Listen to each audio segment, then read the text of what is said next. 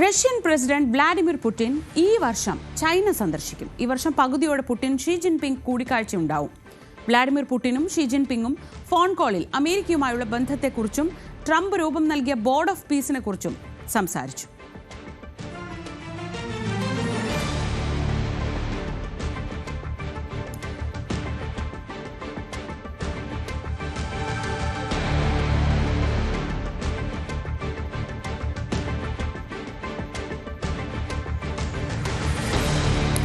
ഇനി നിയമസഭയിലേക്കാണ്. ശബരിമല സ്വർണ്ണക്കൊള്ള വിഷയത്തിൽ നിയമസഭയിൽ ഇന്നും പ്രതിപക്ഷ പ്രതിഷേധമുണ്ടാവും. സഭാ കവാടത്തിൽ പ്രതിപക്ഷ എംഎൽഎമാരുടെ സത്യഗ്രഹം തുടരുകയാണ്. സംസ്ഥാനത്തെ എയ്ഡഡ് സ്കൂളുകളിലെ ഭിന്നശേഷി നിയമനവുമായി ബന്ധപ്പെട്ട് ചട്ടം 300 പ്രകാരം വിദ്യാഭ്യാസ മന്ത്രി വി ശിവൻകുട്ടി ഇന്ന് പ്രത്യേക പ്രസ്താവന നടത്തും.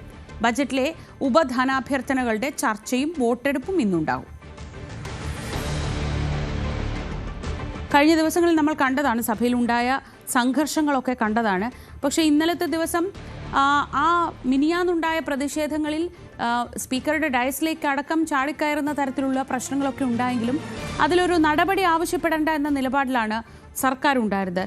ഇന്നലെ നമ്മൾ സഭയിൽ കണ്ടത് പ്രതിപക്ഷത്തെ ആക്രമിക്കുന്ന ഭരണപക്ഷത്തെയാണ് കണ്ടത്. സാധാരണ പ്രതിപക്ഷ നേതാക്കളാണ് പോസ്റ്ററും പ്ലക്കാർഡും ബാനറും ഒക്കെയായി സഭയിലേക്ക് വരുന്നതെങ്കിൽ ഇന്നലെ ഭരണപക്ഷ എംഎൽഎമാരുടെ മുഴുവൻ കയ്യിൽ സോണിയാഗാന്ധിയും ഉണ്ണികൃഷ്ണൻ പോറ്റിയും ചേർന്നുള്ള ഒരു പടം പ്രിന്റ് ചെയ്ത പോസ്റ്റേഴ്സ് ആയിരുന്നു എല്ലാവരുടെയും കയ്യിലുണ്ടായിരുന്നത്. അതുയർത്തി ഭരണപക്ഷത്തു നിന്നാണ് ഇന്നലെ എംഎൽഎമാരുടെ ഭാഗത്തു നിന്ന് വലിയ പ്രതിഷേധമുണ്ടായിരുന്നത്. ഇന്ന് സഭയിൽ എന്താണ് ഉണ്ടാവുക എന്നതാണ് നമുക്ക് അറിയേണ്ടത്.